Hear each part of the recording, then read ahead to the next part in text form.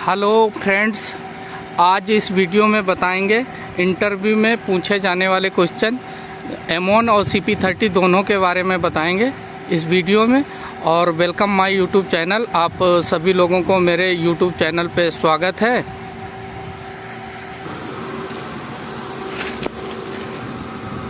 ये हमारी स्कीप है और स्कीप में ये लोड सेल लगे हैं। ये 1000 kg के एक रहता है, एक उधर लगा हुआ, वो भी 1000 kg के दोनों रहते हैं।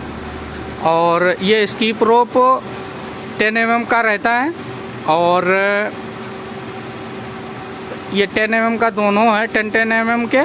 और इसकी लंबाई 9.5 मीटर है। और इसको जो स्विंग की कैपेसिटी आती है वो 30,000 MQ पे चेंज करना चाहिए, वो लोग बोलता है। कंपाउंड वगैरह आप लगाओगे तो 30,000 MQ तक निकाल सकते हो। अगर नहीं लगाते हो, वैसे तो हम लोग 23-24,000 MQ पे चेंज कर देते हैं इसकी प्रोप को।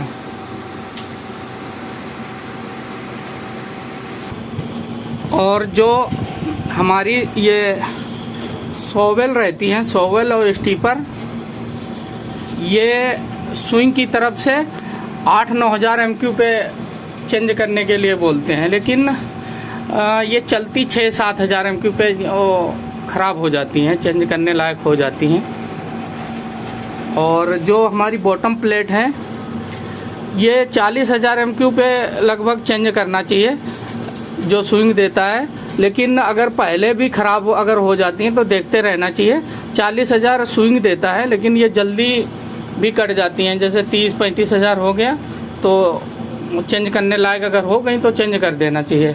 और ये इनर, ये 40 से 45,000 MQ पे चेंज करना चाहिए। इनर 2 रहते हैं और बॉटम प्लेट 24 रहती हैं। और ये लाइनर, जो हमारे लाइनर हैं, ये 5 लाइनर रहते हैं। ये लाइनर 30,000 MQ पे चेंज करना चाहिए और इनको देखते रहना चाहिए।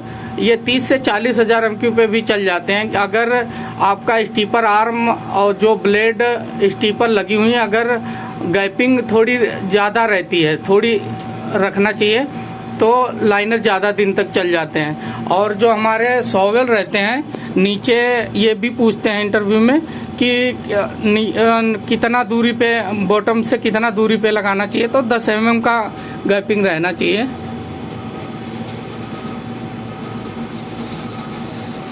और हमारा ये सीलिंग सेक्शन है, ये रबड़ को सीलिंग सेक्शन बोलते हैं।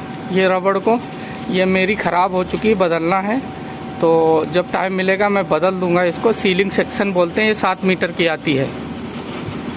और ये सीमेंट और वाटर का हॉपर है। इसमें लोड सेल एक इस साइड है, एक उस साइड है, दोनों 450 kg के रहते हैं। वाटर का ये लोड सेल बीच में लगा हुआ है, ये 450 kg का है। ये हमारा स्कीप मोटरें हैं दोनों, लेफ्ट राइट, तो दोनों 7.5 HP की रहती हैं। और इनमें ऑयल 3.5 लीटर गेयर ऑयल पड़ता है, 3.5 लीटर ऑयल। जैसे आपका नया प्लांट है तो पहले बार आपका जब सर्विस होगी तो 10,000 क्यूबिक मीटर पे पूरे प्लांट की सर्विस होगी। उसमें मिक्सचर का ऑयल, सारा ऑयल चेंज किया जाता है, फिल्टर वगैरह। और अगर 10,000 MQ निकलने के बाद जो सर्विस होगी वो 25,000 MQ पे हर ऑयल मतलब चेंज कर सकते हैं आप। जो सर्विस होगी 25,000 MQ पे, जो इसकी मोटरों के हो गए। और सीमेंट कन्वेयर स्क्रू के जो ऑयल रहता है इसमें मोटर में गियर बक्से का, वो भी 25,000 MQ पे, पहले 10,000 पे कर सकते हैं, फिर 25,000 MQ पे चेंज कर देना चाहिए। सीमेंट स्क्रू मोटर में भी 220 नंबर ऑयल पड़ता है।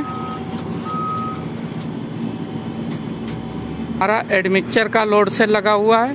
इसकी कैपेसिटी 22 किलो 500 ग्राम होती है। ये जार की कैपेसिटी 6 लीटर होती है।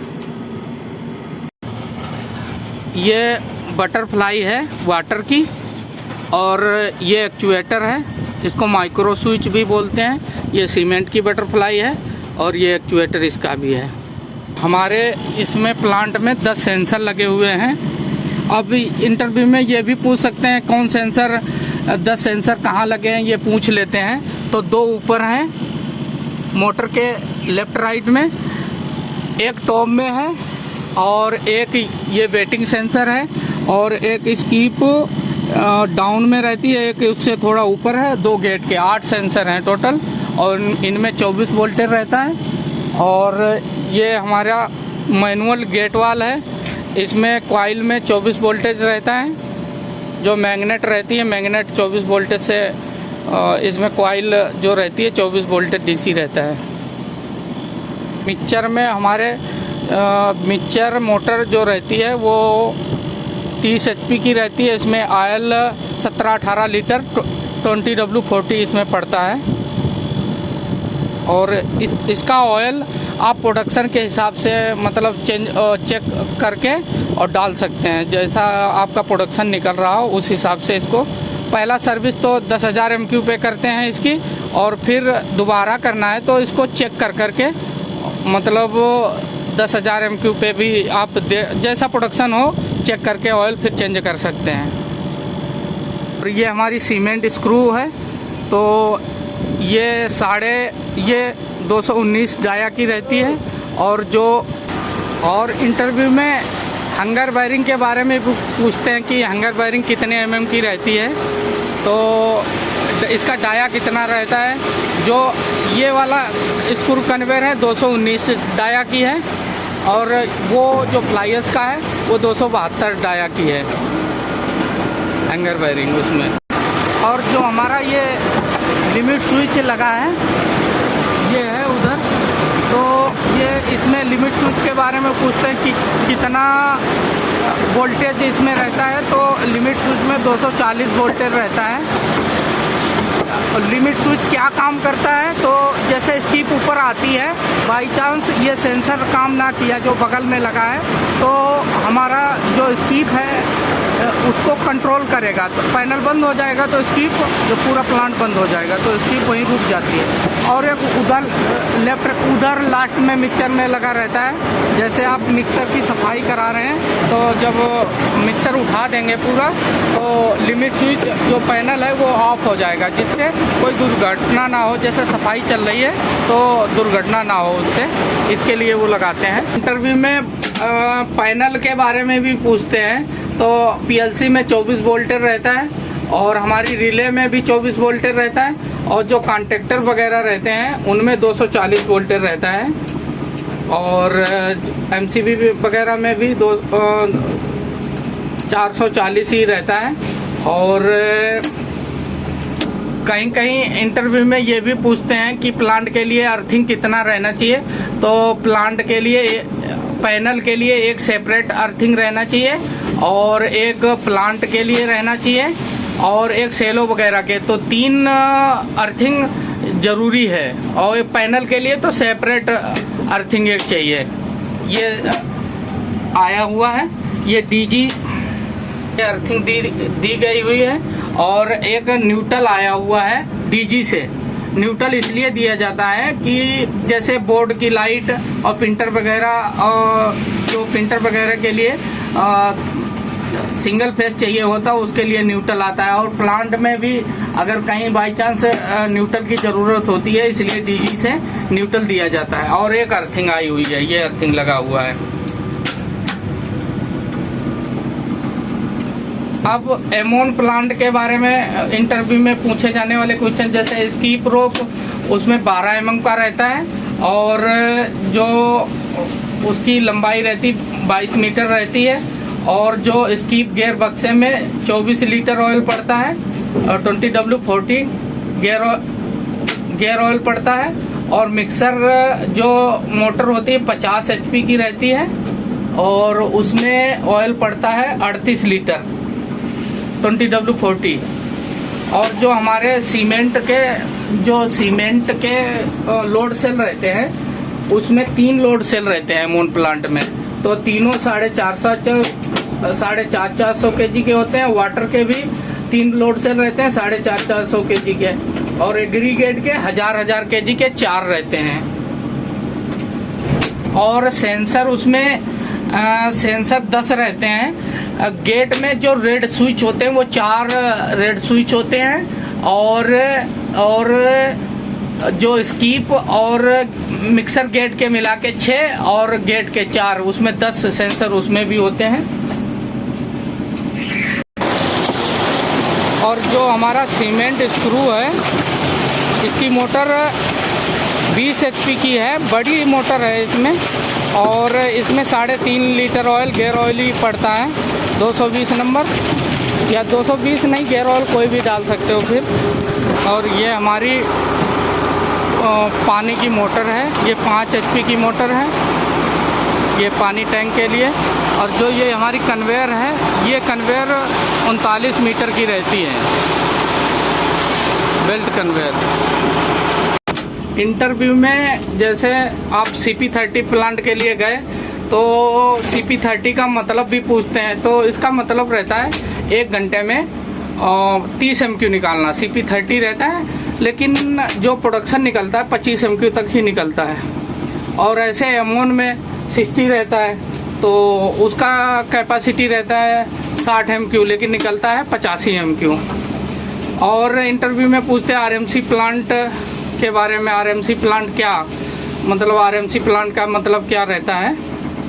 तो RMC प्लांट का मतलब रहता है रेडी मिक्स कंक्रीट। और पूछते हैं जैसे आपने बैचिंग प्लांट में कैलिब्रेशन आता है नहीं आता है, तो अगर आता हो तो हाँ कर दो, नहीं तो ये कैलिब्रेशन वगैरह जैसे इंजीनियर का काम होता है, ऑपरेटर अगर कर लेता अच्छी बात है, नहीं कर पाता कोई बात नहीं। और प्लांट डिसमेंटल और लगाने उखाड़ने के बारे में बात करते हैं। अगर आपने लगवाया हो तो बता सकते हैं, नहीं तो फिर मना कर सकते हैं।